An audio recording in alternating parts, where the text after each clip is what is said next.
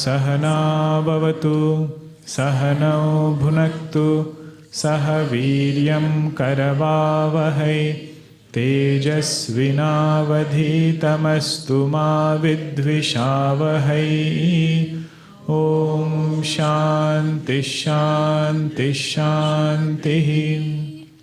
समस्तजनकल्याणे निरतं करुणामयं नमामि चिन्मयं देवं सद्गुरुं ब्रह्मविद्वरं सद्गुरुं ब्रह्मविद्वरम्। ॐ श्री चिन्मय सद्गुरवे नमः। ॐ श्री चिन्मय सद्गुरवे नमः। ॐ श्री चिन्मय सद्गुरवे नमः। ॐ श्री चिन्मय सद्गुरवे नमः। ॐ श्री चिन्मय सद्गुरवे नमः। ॐ श्री चिन्मय सद्गुरवे नमः। ॐ श्री चिन्मय सद्गुरवे नमः। ॐ श्री चिन्मय सद्गुरवे नमः।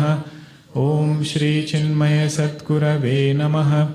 ॐ श्री चिन्मय सद्गुरवे नमः। ॐ श्री चिन्मय सद्गुरवे नमः। सर्ववेदान्त सिद्धान्त गोचरं तमगोचरं गोविन्दं परमानन्दं सद्गुरुं प्रणतोऽस्म्यहं सद्गुरुं प्रणतोऽस्म्यहम्। Patanjali Maharshi says, when we do japa, we should also do bhavana of that which we are doing japa of. Tad japah tadartha bhavanam. So if you are doing japa, like in the beginning of the class, we do Om Shri Chinmaya Satgurave Namaha. So every time we say it, it should remind us. And bhavana should be there of the one of whose japa we are doing. Puja Gurudev, that is the main thing in japa. Repetition along with emotion. This point will be very important today in one of the verses. That's why I mentioned it in the beginning. Last session we had seen Shat Sampatti. One of the Shat Sampatti is Shradha. Fifth one is Shradha, which means firm faith in the words of Guru and Shastra. In the words of Guru and Scriptures, having firm faith, that is called as Shradha. It protects a sadhaka when he doesn't see result of that knowledge, when he doesn't see the end goal yet. Still he knows what he is doing is the right thing.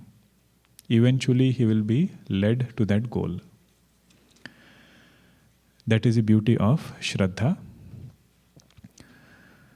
Ramcharitmanas, we were seeing recently a place called Panchavati. 5 different trees are there. And Bhagwan Rama gives teaching in that place to Lakshmanji. That teaching is called as Sri Rama Gita. But these 5 kinds of faith, we have to constantly keep revising. The first faith is faith in God. Faith in Bhagwan, faith in existence of God. Because that is our goal, and only when we have faith that our goal exists will we begin to seek it wholeheartedly. So we travel a long journey to come to this point that God exists.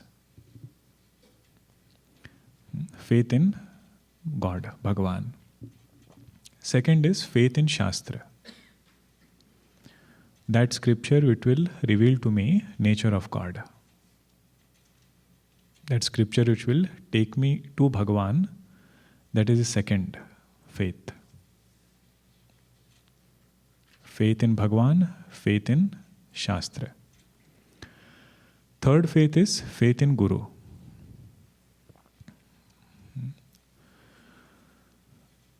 Whatever they might tell us, even if it is against what my thinking is, even if it is different than what my thinking is, I will still try to understand. That is called faith in Guru.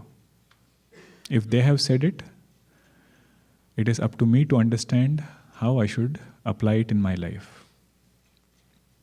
Not rejecting any teaching, that is implicit faith in Guru's words. For example, Shankaracharya ji in Shankar Bhashya, many places he writes karma sannyasa. Elaborate description, how without karma sannyasa you cannot attain liberation. What is Guru Bhakti there? Generally that portion we conveniently ignore. Karma sannyasa word we don't like. Guru Bhakti is, instead of saying this teaching is impractical, this teaching is not relevant to today's context, I should try to understand how I can practice in today's context. If Shankaracharya said it, it cannot be wrong. Without karma sannyasa, you cannot attain self-abidance. Then I should start thinking, what did we mean by karma sannyasa? Right now, which karma should I give up? Desire-prompted actions. First do nishiddha karma sannyasa, kamya karma sannyasa. Then do sannyasa of strong doership. See, so many facets open up just with that word karma sannyasa. Instead of totally leaving that topic, Guru Bhakti will make us appreciate how to apply it in our life. That is the third faith we need. First we need faith in God. Second is faith in Shastra. Third is faith in the Guru who is taking us to Shastra and Bhagwan. Fourth one is faith in oneself. See, sometimes we read life of saints and we get a lot of inspiration. But we should not walk away with this idea that all of this spirituality is for them. Means it was good for them, I cannot do it in my life. Then what is the benefit? Their boat got crossed over. We are still rowing and we will keep rowing. So faith in oneself is this knowledge I myself can gain, this path I myself can walk. That is faith in oneself. Last or fifth faith is in sadhana. Whatever sadhana we are given, having firm faith in the efficacy of it. Not doubting whether if we do this, we will get purity of mind. If I meditate, will I get single-pointed mind? Not having any doubts in the efficacy of sadhana, starting to do it sincerely. And even if we don't see much result, continuing to do it. That is faith in sadhana. This is Panchavati. Under that, Rama Gita is given. What are the five? Faith in Bhagwan, faith in Shastra, faith in Guru, faith in oneself, faith in sadhana. That was the topic we had seen of Shraddha. And the main obstacle here is going to be our own ahankara. Mellower the ahankara, easier it is to bow down in front of Shastra and Bhagwan. Stronger is the ahankara, which might come because of secular achievements. To that extent, I will find it difficult to bow down in front of both these altars. This point we had seen last session. I'm just recapping. Ahankar se vairagya ka naam Shraddha hai. Vairagya from ahankara is Shraddha. Then we have samadhanam. That was the last Shat Sampatti. Oh, I forgot. All of you, how many of you have done the homework? Separately writing the verses. You can raise your hand confidently, that way I know. Okay, good. I hope others will also do it. Okay, tell me one thing. In our spiritual journey, how much percentage of time you think we would need to devote for sadhana chatushtaya? No, all the time is okay. You need some time to study also, okay? Remember, sadhana chatushtaya is sharpening the arrow. Sadhana chatushtaya is not our goal. Sadhana, right? Word is there. Sadhana means what? Means. It is not sadhya chatushtaya. Sadhya means goal. Sadhana means means. So you cannot say sadhana chatushtaya itself is my goal. Okay, so what percentage now? More than 80% of our time will be spent in getting these qualifications. The other 20% of knowledge, Mahavakya, is very easy.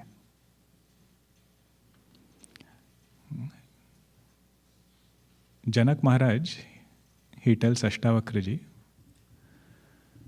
how much time, Ashtavakraji tells Janak Maharaj, how much time does it take to get liberation? He said, if you put one foot on the horse, how much time it takes to put the other foot, that much time it takes. But what is the fine print here?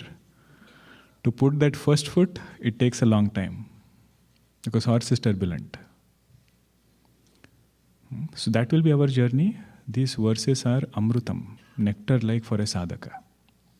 So if you write it down separately, reflect on it, it will open up a lot of things. Those who have already written down, one more challenge. Next week we don't have class. You have 2 weeks to do this. Try to memorize these verses. 20th verse to 27th verse. Just sadhana chatushtaya verses. Okay, what was the last Shat Sampatti? Samadhanam. Samadhanam. Samadhanam means to effortlessly place the mind in consciousness. Sarvada sthapanam buddhehe shuddhe brahmani sarvata. Tat samadhanam ityuktam natu chittasya lalanam. Not struggling with the mind to bring it back, fondling the mind.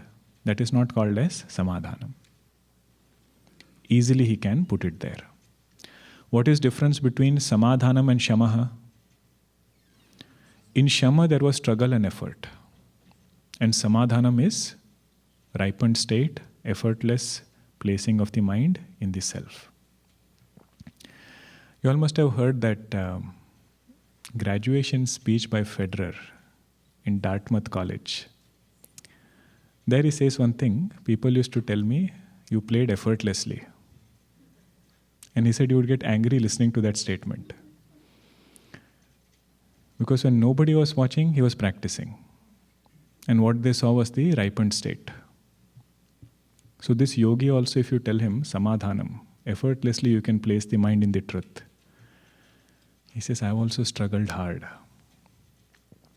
Started with shamaha, end journey is samadhanam. End of the journey is in samadhana. Now comes a very important verse. This is the last sadhana chatushtaya, mumukshutvam. Lot of things are packed in this verse. Read it carefully. Ahankaradi dehantan bandhan ajnana kalpitan swaswarupavabodhena moktum ichha mumukshutva. Ahankaradi dehantan bandhan ajnana kalpitan swaswarupavabodhena moktum ichha mumukshutva. This verse, if you want to understand, you have to ask some questions. Simple answers are there, but we have to ask some questions. First question is, what is mumukshutva? What is mumukshutvam? Simple answer is the last quarter.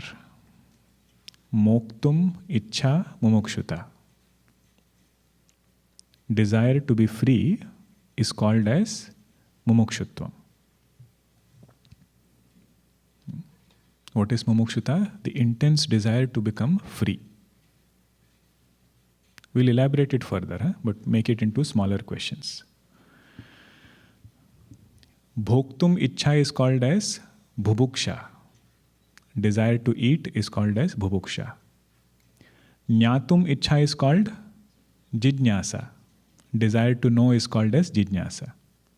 So moktum ichha will be called mumuksha. Desire to be free. Just like you have bhubuksha, jijnasa, you have mumuksha. First question was simple, right? What is mumukshutva? Desire to be free is mumukshutva. Now, desire to be free from what? Look at the first line. Ahankaradi dehantan bandhan. Bandhan means bondage. Desire to be free from bondage is called mumukshutva. Bandhan, moktum ichha, mumukshutva. Desire to be free from bondage. Everybody with me? First question, what is mumukshutva? Moktum ichha mumukshutva. Desire to be free is mumukshutva. Now free from what? Free from bondage. Now different people might define bondage in different ways. Somebody might say neighbor is bondage. Somebody might say place that I am living is bondage. Object is bondage. What is his bondage? Ajnana kalpitan bandhan. Bondage which is brought about by ignorance.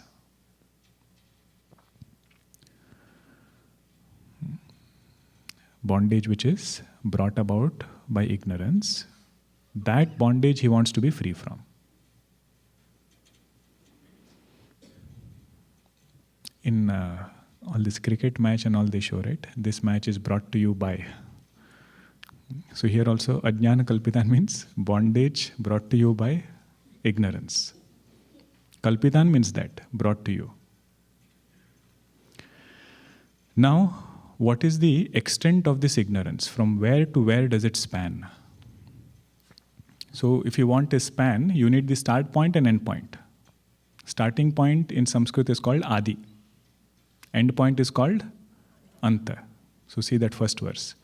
Ahankara Adi, Deha Antan. Starts with Ahankara, ends with body. What is this? Identification with all the things within that, including the two things, that is called bondage.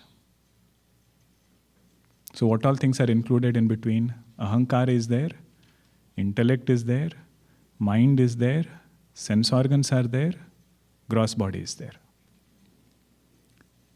Identifying with ahankara, intellect, mind, sense organs, gross body, thinking them to be me, that is bondage.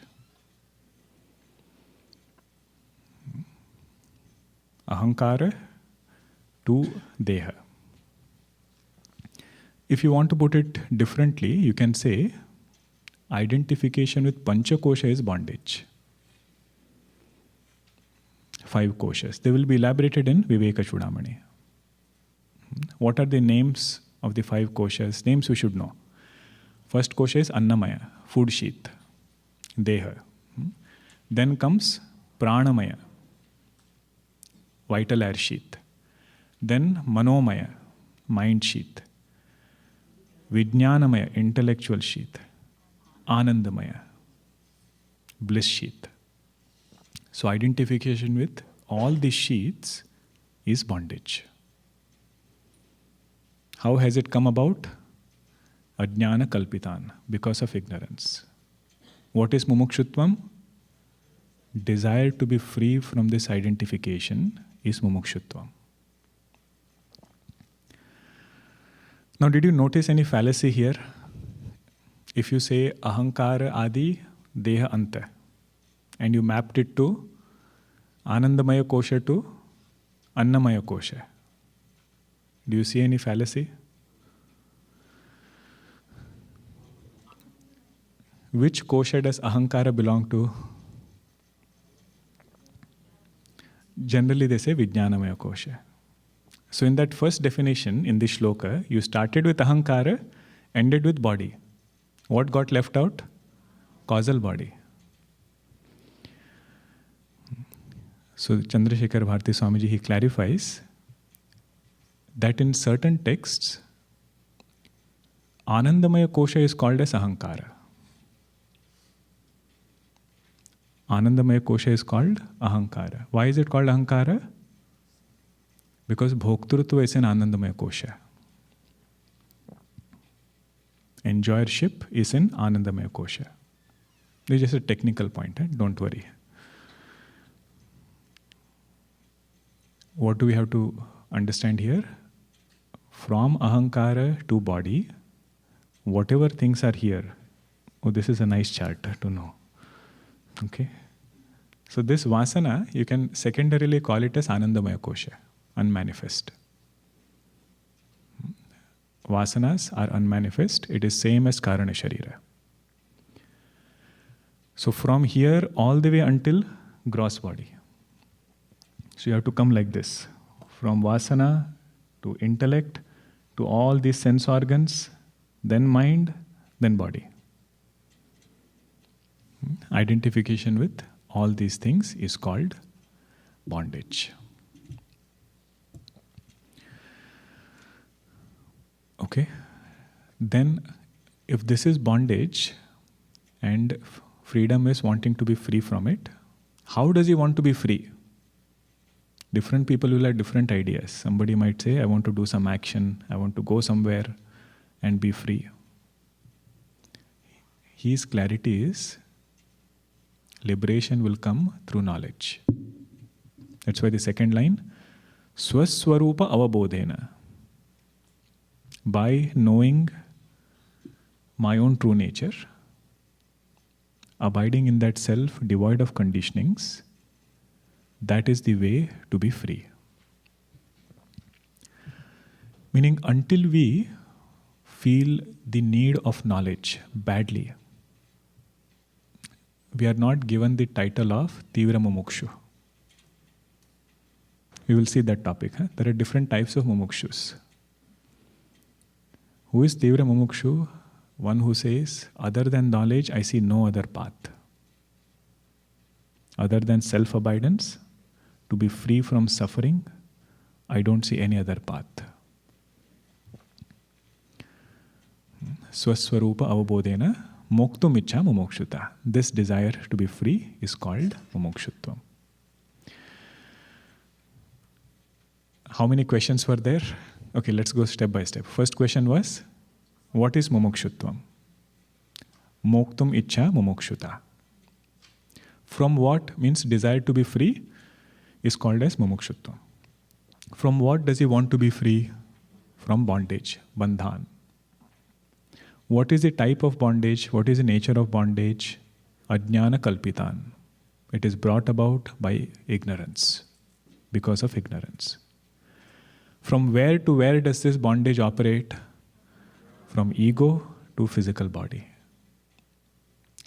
Identifying with this and saying, I am this, that is bondage. How can I be free from it? Through knowledge. I don't need to do anything to ego. I don't need to do anything to physical body also. All I need to do is understand I am not this. Swaswarupa avabodhena.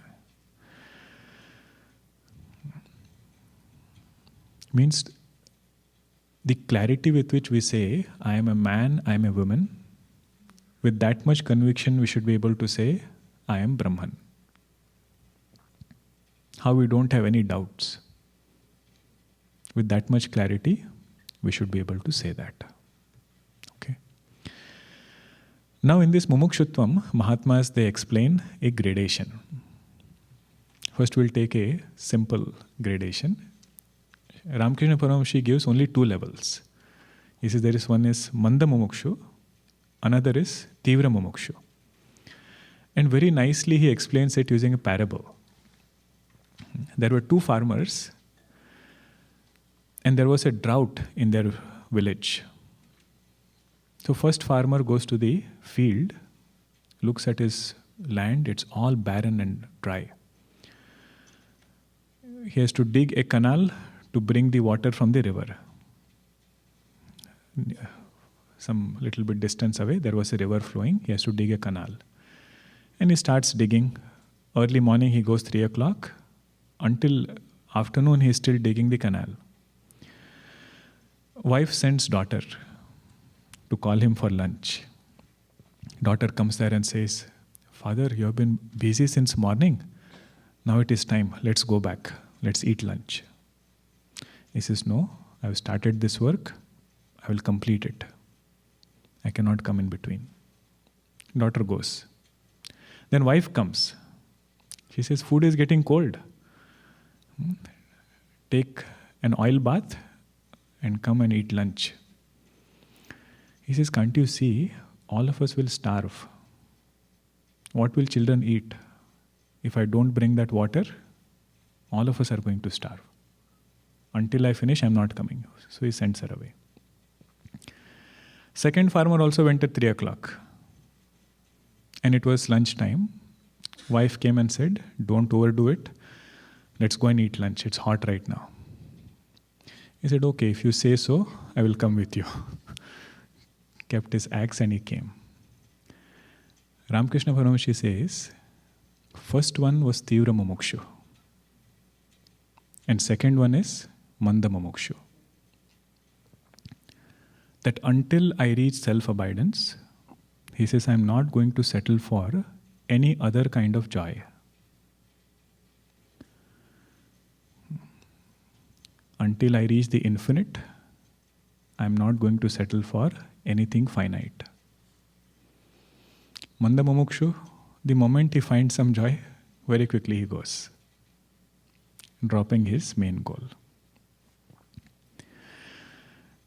Now this is very poetic. We think they're talking about somebody. In this commentary, the Chandrasekhar Bharatiji's commentary, he has given distinction of 3 mumukshus. Manda, he adds one more, Madhyama and Tivra. I read it 2-3 times, because it was so eye-opening. And see what he says. He says there are 3 levels of mumukshus. Manda, Madhyama, Tivra. Tivra is also called as Pravruddha Mumukshu. Pravruddha means one in whom Mumukshutvam is well kindled. Who is Manda Mumukshu? He says the one who gets Vairagya while doing Shravanam. And he says that doesn't do much. If we get inspiration during Shravanam alone, that is called as Manda Mumukshutvam. Then what is Madhyama? After Shravanam, he takes concrete actions. Does sadhana, does japa, systematic study. That person is called Madhyama Mumukshu.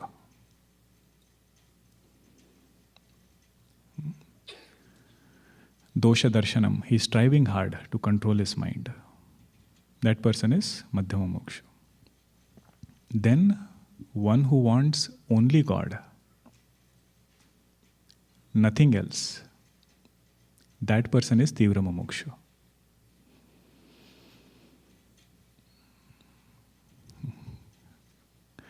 In Hindi they say dukti nas par haath rakhna. Dukti nas par haath rakhna. Dukti nas means that nerve which was paining, you keep your hand on that nerve. Means this is very helpful in sadhana. See, Manda Mumukshu is also a sadhaka. Because many people might not even classify as Manda Mumukshu. If I am not seeking liberation at all, It doesn't even start with Mumukshutvam. But in Mumukshutvam, he says there are 3 levels. Only satsang, satsang plus effort, and last one is well-kindled Mumukshutvam.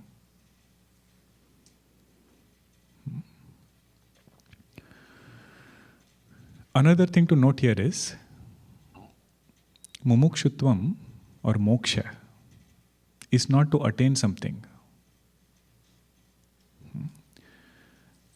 Mumukshutvam or moksha is made of the word much. Much means to let go. So what is moksha? Letting go of erroneous identities. That is moksha. This point we had discussed before, right? One person comes to Mahatma and says, Maharaj, मुझे मोक्ष नहीं चाहिए, मुझे मोक्ष नहीं चाहिए. He says, आपको दे कौन रहा है? Who is giving you? Because moksha is not something to be given or taken. Whatever erroneous things, starting from ahankara to body, which I have included in myself, if I am able to let go, that is moksha. And desire to let go is mumukshutvam. Okay. And it will start with letting go of outer attachments first. Then it will be attachment with physical body. Final one is attachment with mind and ego. Quarterfinals, semi-final, finals. Quarterfinals, many things are there, many outer things to get attached to. Little bit closer, only body.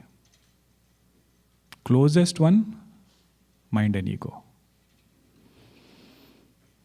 That is this journey of mumukshutvam, 3 types of mumukshu. Now this was building the foundation for the next verse. What are the 3 types? Manda, Madhyama, Tivra. Shankaracharya is going to say, even if a person is Manda, Madhyama, Mumukshu, as long as he is striving hard, Guru's grace will descend upon him and it will make that Manda Mumukshutvam to Tivra Mumukshutvam. This is the beauty of that verse. Manda Madhyama Rupapi Vairagyena Shamadina Prasadena Guro Seyam Pravruddha Suyate Phalam Manda Madhyama Rupapi Vairagyena Shamadina Prasadena Guro Seyam Pravruddha Suyate Phalam. Mumuksha, even if it is Manda Madhyama Rupa, even if it is weak or middle, mediocre, as long as he is putting forth effort to increase Vairagya and Shamadhi Shat Sampatti. Vairagyena Shamadina means his self-effort, striving hard to control his mind, working on his limitations. Guroho Prasadena, with the grace and blessings of his Guru, Sa iyam mumuksha pravruddha. What is pravruddha? Tivra mumukshutvam. Vruddha means to grow. Pravruddha means grown very well. That mumukshutvam which has become well ripened, that mumukshutvam will give him results. Phalam suyate. That brings the result to that person. That mumukshutvam brings the result.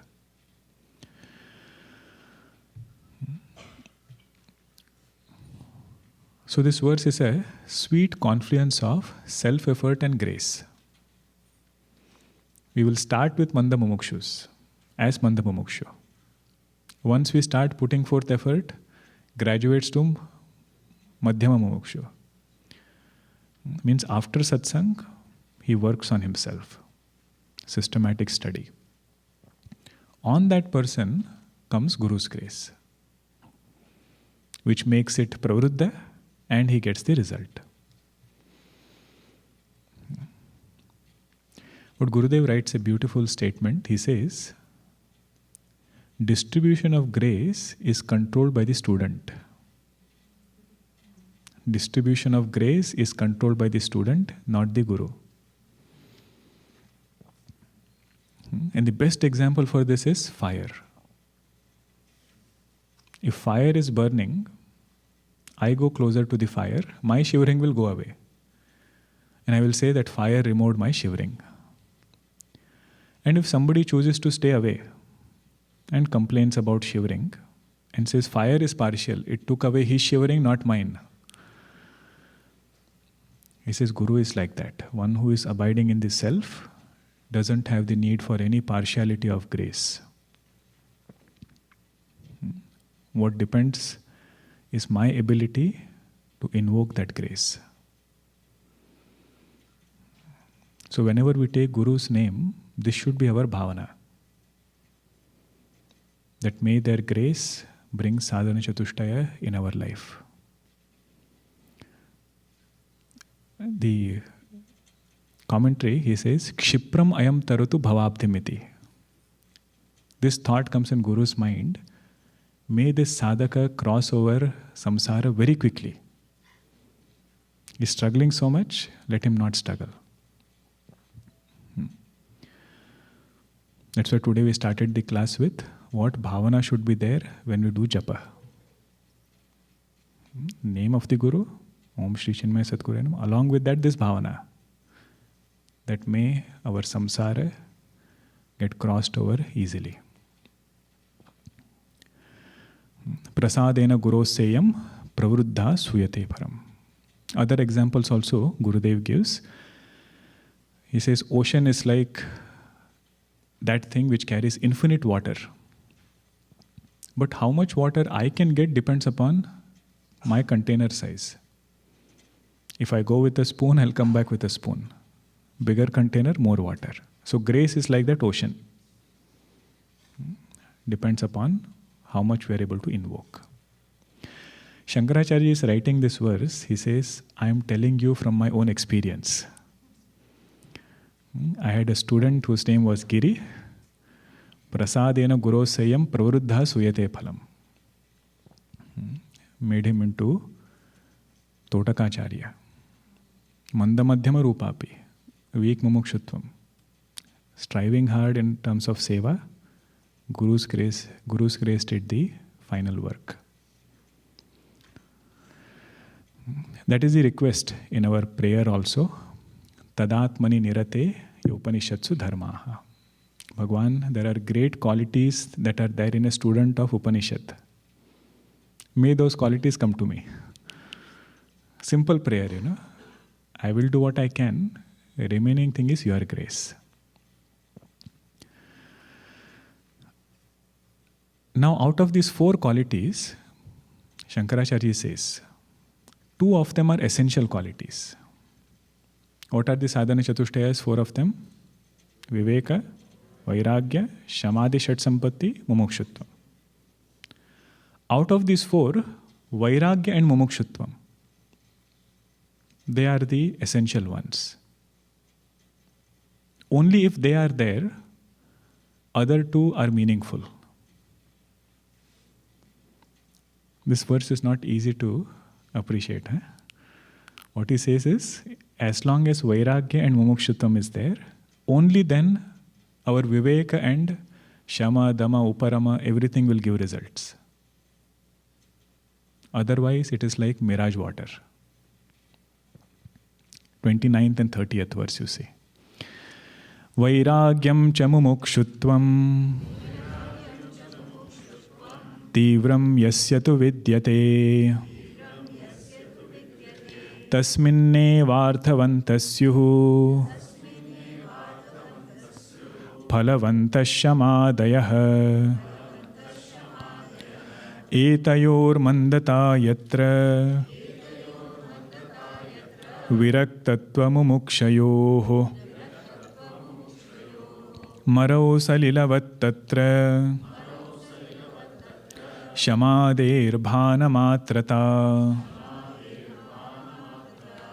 vairagyam cha mumukshutvam tivram yasya tu vidyate tasminnevarthavantasyuh phalavantashyamadayah etayormandata yatra viraktatva mumukshyoh marau salilavat tatra shamader bhanamatrata. Vairagyam cha mumukshutvam. Vairagya and mumukshutvam. Tivram yasyatu vidyate. One who has these two things very well kindled, very strong. Tasmin neva arthavantasyuh. In that person alone, phalavanta shamadayah. Shama, etc. will be meaningful. It will be phalavanta. Phalavanta means it will give the result. Result in the form of bliss, peace, happiness. That will come only when a person has vairagya and mumukshutvam. Means self-abidance depends upon these two essential qualities. Essential quality, if you want to appreciate, you should think about this. Let us say somebody wants to make the most authentic, exotic food item, and you get the finest ingredients. Homemade paneer, freshly ground, homemade spices, not store-bought. Freshly ground, that aroma, fragrance, wine-grown tomatoes, just you plucked. Everything you put, all ingredients mixed, forgot to put salt. What is salt there? Essential ingredient. All other ingredients are meaningful as long as salt is there. So here Shankaracharya says, Viveka Shamadhi Shat Sampatti is meaningful only when Vairagya and Mumukshutvam is there. Now again this commentary, Chandrasekhar Bharati Swamiji, he explains this in a very beautiful way. He says, pay attention to cause and effect. Viveka was the cause. What did it give rise to? Vairagya. Vairagya is the effect. Vairagya became the cause, gave rise to Shat Sampatti. Shat Sampatti was the cause, it gave rise to Mumukshutvam. If effect is present, what can we infer? Cause has to be present. So if a person has Mumukshutvam, what does it mean? He should have had Shat Sampatti. If a person has true Vairagya, not Smashana Vairagya, not Alabhe Vairagya, not Abhava Vairagya, then what does it mean? He has Viveka. Now look at the other way. If Vairagya is missing, Mumukshutvam is missing. Effects are missing. What does it mean? Cause is shaky. So out of all the four qualities, he has pointed out two qualities. He said, focus on these two, they will make entire sadhana chatushtaya meaningful. Gurudev elaborates it further. He says, this sadhaka might be somebody who is living a dharmic life, doing good actions. Scriptures are telling us, until we get Vairagya and Mumukshutvam, journey is not complete. Because for dharma, he would need shamadama, control of mind, control of sense organs, faith in scriptures, everything is needed. But if he says, my goal is Swarga, that means which deficiency it is? Vairagya deficiency. So out of all sadhana chatushtayas, the one that we need to pay attention to is Vairagya and Mumukshutva.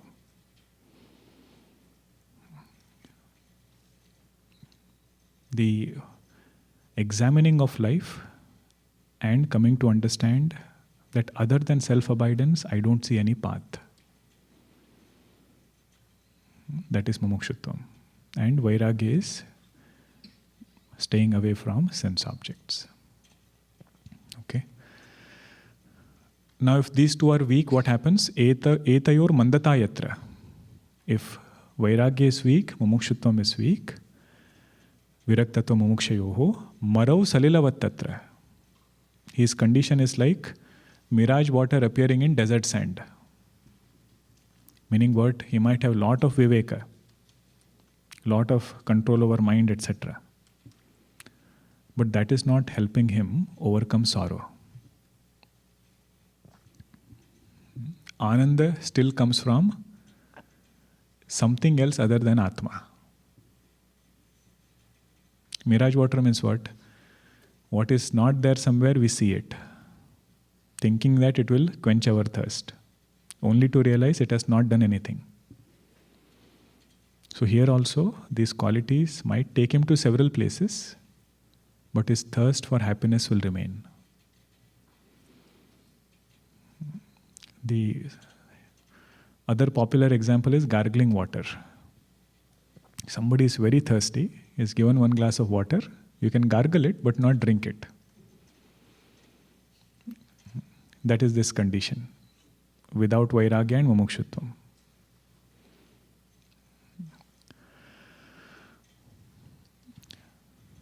Marau salilavat tatra shamader bhanamatrata. Now we have few minutes. If you have any questions based on what we discussed, based on spiritual matters, please do ask. Okay. Because I receive many follow-ups later, and many of you ask after the class, I have this question, I have that question. Now is a good time. If you want to ask something, feel free.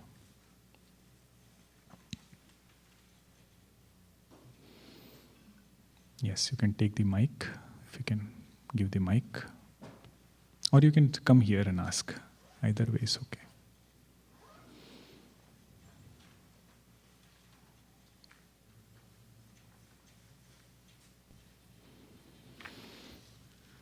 Sohamji, this is a question on shradha.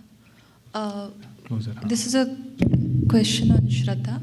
So, initially, when a student starts on this path and this knowledge is still new and is trying to understand, does shradha come slowly? Is it more like cultivated through studying, or is it something which is inherent in the student already?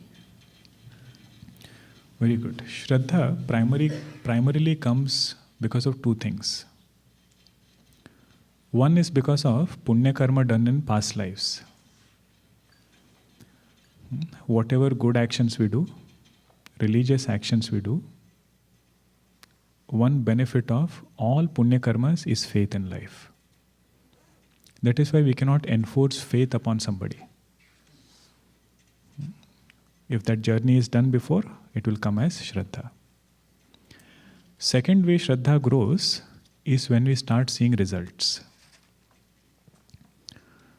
See, spiritual journey, one good news is, to the extent we start walking, to that extent we see results. What does Bhagavan Krishna say? Swalpamapyasya dharmasya trayate mahato bhayat. Even one step we take, to that extent we become fearless. So what should happen with that? My shraddha should grow. Same with values also. To the extent we live, to that extent we will see the results. So shraddha is primarily two things. Of course, third one, most important one is God's grace.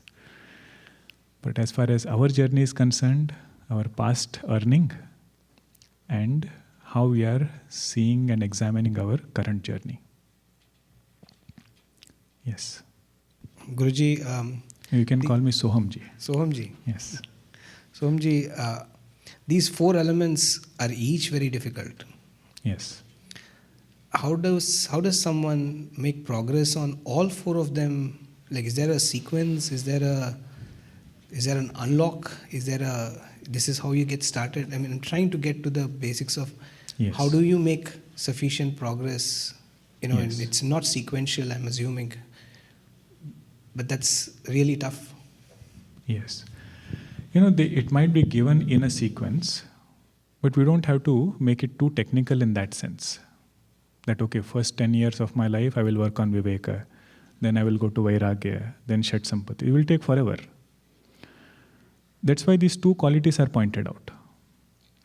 Wherever my mind is going where it should not go, pulling it back is Vairagya, Dosha Darshanam. And where it should go, pointing it towards that is Mumukshutvam. And if I really want it, then other things will also fall in place. Shat Sampatti, Viveka, all of that will come together. But this is a question we have to keep thinking for ourselves. If I want sadhana chatushtaya, how should I increase it now? Where should I start with? So these two things are mentioned. Hello, Sohamji. The question I had is, at a very high level, we also hear that all these learnings and teachings are scientific and logical. On the other hand, we also talk about faith. So if things are logical, why is there a need for, and scientific, why is there a need for faith? No, it is scientific, especially mind-related emotions. The way in which Vedanta analyzes, it's very logical, like Panchakosha and everything. But when it comes to the truth, that truth is beyond logic. It is beyond mind, it is beyond sense organs. So for that truth, we need faith. For Shamadhi Shat Sampatti, we don't need faith. I mean, Shat Sampatti, one of it is shradha. But to say that if my mind is calm, I can live a better life, I can do it and see. But if I want to say that self-abidance will remove all sorrows. So what is that self? To know that self, I need to start with faith. And Gurudev, in one place he writes, different fields of knowledge will have different means of inquiry. So if I use scientific method to understand poetry, will it work? He said, logically tell me this poetry is good. He said, method to understand that poetry is different. So similarly, method to understand this truth is different. In that we need faith. Last question and then we can pause. Yes, Ajayji. Hari Om Sohamji. So in the earlier class today, we saw the Achintya Rupam term. Yes. And it was said that the mind cannot, grasp, if you will, the consciousness. And in this class, we saw the samadhana, where it was told that the mind can effortlessly abide. So is it just to indicate that it's not an object? Yes. But otherwise, Yes. I guess that understanding is correct. That's correct. Ah. Just like the illusory snake has to abide in the rope, mind has to abide in the self. In that way. Without making it as an object, it has to understand consciousness as its substratum. That is abidance. Mithyatva of mind is abidance of mind. Falsifying the mind is abiding. Good. We'll continue, not next weekend, but the weekend after. You have two homeworks. One homework, second one is a challenge. Okay, second one I don't expect everybody. First one, I would be very happy if everybody does it. Just sadhana chatushtaya verses, no printing. Handwriting it separately. And what was the challenge? Memorizing it. How many of you accept the challenge? Very good. You can try. You can try. Om Purnamada Purnamidam Purnat Purnamudachyate Purnasya Purnamadaya Purnameva Vashishyate Om Shanti Shanti Shanti Harihi Om Shri Gurubhyo Namaha Harihi Om.